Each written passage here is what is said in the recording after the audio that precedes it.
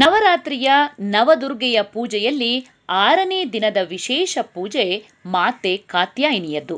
ದುಷ್ಟ ಸಂಹಾರಕ್ಕಾಗಿಯೇ ದೇವಿ ದುರ್ಗೆ ಎತ್ತಿದ್ದ ಅವತಾರವಿದು. ಈ ಅವತಾರದ ಮೂಲಕವೇ ರಾಕ್ಷಸ ರಾಜ ಮಹಿಷಾಸುರನನ್ನು ದೇವಿ ಸಂಹರಿಸಿದ್ದಳು. ಈ ರೂಪದಲ್ಲಿಯೇ ದೇವಿಯು ಶುಂಭ ನಿಶುಂಭರೆಂಬ ರಾಕ್ಷಸರಿಂದ ಸ್ವರ್ಗಕ್ಕೆ ಮುಕ್ತಿ ಕೊಡಿಸಿದ್ದು.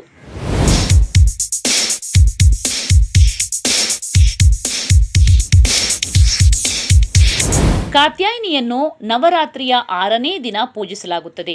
ವಾಮನ ಪುರಾಣದ ಪ್ರಕಾರ ಮಹಿಷಾಸುರನ ಉಪಟಳ ಹೆಚ್ಚಾದಾಗ ದೇವತೆಗಳೆಲ್ಲ ವಿಷ್ಣುವಿನ ಮೊರೆ ಹೋಗುತ್ತಾರೆ. ಆಗ ಭಗವಾನ್ ನಾರಾಯಣನು ಶಿವ ಮತ್ತು ಬ್ರಹ್ಮನ ಜೊತೆಗೂಡಿ ಚರ್ಚಿಸುತ್ತಾನೆ. ದೇವರುಗಳ ಕೋಪಾಗ್ನಿಯು ಹೊರಬಂದಾಗ ಅದಕ್ಕೆ ಕಾತ್ಯಾಯನ ಮಹರ್ಷಿಯು ಸ್ಪಷ್ಟ ರೂಪ ಕೊಟ್ಟು ಕಾತ್ಯಾಯಿನಿ ಜನಿಸುತ್ತಾಳೆ ಎಂಬ ಉಲ್ಲೇಖವಿದೆ. ಕಾತ್ಯಾಯಿನಿ ಅಂದರೆ ಕಾತ್ಯಾಯನ ಎಂಬ ಮುನಿಯ ಪುತ್ರಿ. ಆದರೆ ಕಾಳಿಕಾ ಪುರಾಣದ ಪ್ರಕಾರ ಮಹರ್ಷಿ ಕಾತ್ಯಾಯನ ಆದಿಶಕ್ತಿ ದೇವಿಯ ಅನುಗ್ರಹ ಪಡೆಯಲು ಘೋರ ತಪಸ್ಸು ಮಾಡಿದ್ದರು. ಕಾತ್ಯಾಯನ ಋಷಿಯ ತಪಸ್ಸಿಗೆ ಮೆಚ್ಚಿದ ದೇವಿಯು ಮಹರ್ಷಿಯ ಪುತ್ರಿಯಾಗಿ ಜನ್ಮ ಪಡೆಯುತ್ತಾಳೆ.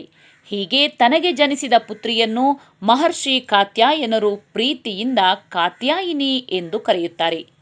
3 ದಿನಗಳ ಕಾಲ ಶ್ರದ್ಧಾಭಕ್ತಿಯಿಂದ ದೇವಿಯನ್ನು ಮಹರ್ಷಿ ಕಾತ್ಯಾಯನ ಪೂಜಿಸಿದ ನಂತರ ವಿಜಯದಶಮಿಯ ದಿನ ದೇವಿ ಕಾತ್ಯಾಯಿನಿಯು ಜಗತ್ತಿಗೆ ಕಂಟಕಪ್ರಾಯನಾಗಿದ್ದ ಮಹಿಷಾಸುರನನ್ನು ವಧಿಸಿ ಲೋಕ ಕಲ್ಯಾಣ ಮಾಡಿದಳು ಎಂಬ ನಂಬಿಕೆಯಿದೆ.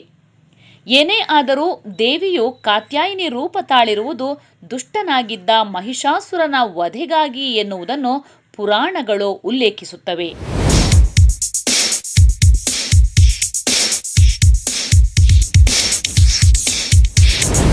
ಇನ್ನು ದೇವಲೋಕವನ್ನು ಆಳುತ್ತಿದ್ದ ಇಂದ್ರಾದಿ ದೇವತೆಗಳನ್ನು ಶುಂಭ ನಿಶುಂಭರೆಂಬ ರಾಕ್ಷಸರು ಸೋಲಿಸಿದ್ದರು. ತಮ್ಮ ಅದ್ಭುತ ಶಕ್ತಿ ಹಾಗೂ ಮಾಯಾವಿದ್ಯೆಯಿಂದ ನವಗ್ರಹಗಳನ್ನೂ ಕೂಡ ಬಂಧಿಯಾಗಿಸಿದ್ದ ಶುಂಭ ನಿಶುಂಭರು ದೇವತೆಗಳಲ್ಲಿದ್ದ ಅಗ್ನಿ ಮತ್ತು ವಾಯುವಿನ ಶಕ್ತಿಯನ್ನು ತಮ್ಮದಾಗಿಸಿಕೊಂಡಿದ್ದರು. ಇದರಿಂದಾಗಿ ಇಡೀ ಜಗತ್ತಿನಲ್ಲಿ ಅಲ್ಲೋಲ ಕಲ್ಲೋಲ ಸೃಷ್ಟಿಯಾಗಿತ್ತು. ದೇವತೆಗಳನ್ನು ಸ್ವರ್ಗದಿಂದ ಹೊರಗಟ್ಟಿದ್ದ ರಕ್ಕಸರು ಆಳ್ವಿಕೆ ಶುರು ಮಾಡಿದ್ದರು. ದೇವಲೋಕದಿಂದ ಹೊರಬಿದ್ದ ಇಂದ್ರಾದಿ ದೇವತೆಗಳು ಆದಿಶಕ್ತಿಯ ಮೊರೆ ಹೋಗುತ್ತಾರೆ. ಆಗ ದೇವಿಯು ಮತ್ತೊಮ್ಮೆ ಕಾತ್ಯಾಯಿನಿಯ ರೂಪ ತಾಳಿ ಶುಂಭ ನಿಶುಂಭರನ್ನು ಸಂಹರಿಸುತ್ತಾಳೆ.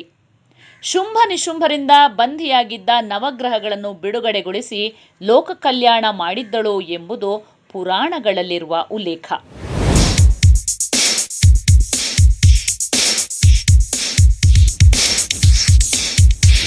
ಹೀಗೆ ಲೋಕ ಕಲ್ಯಾಣಕ್ಕಾಗಿ ದುಷ್ಟರನ್ನು ಶಿಕ್ಷಿಸಿ ಶಿಷ್ಟರನ್ನು ರಕ್ಷಿಸುವ ಈ ಆದಿಶಕ್ತಿಯನ್ನು 4, 10 ಮತ್ತು 18 ಕೈಗಳ ರೂಪಗಳಲ್ಲಿ ಆರಾಧಿಸಲಾಗುತ್ತದೆ. ದುಷ್ಟ ಸಂಹಾರಕ್ಕೆ ಹೊರಟ ದೇವಿಯ ವಾಹನ ಸಿಂಹ. ಇನ್ನು ಕಾತ್ಯಾಯಿನಿಯು ಗುರುಗ್ರಹವನ್ನು ಆಳುತ್ತಾಳೆ.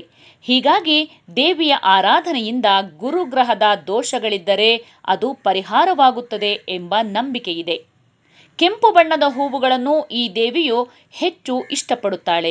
ಇನ್ನು ಜೇನುತುಪ್ಪ ಸಮರ್ಪಣೆಯಿಂದ ದೇವಿಯು ಸಂತುಷ್ಟಳಾಗುತ್ತಾಳೆ ಎನ್ನುವ ನಂಬಿಕೆ ಭಕ್ತರಲ್ಲಿದೆ.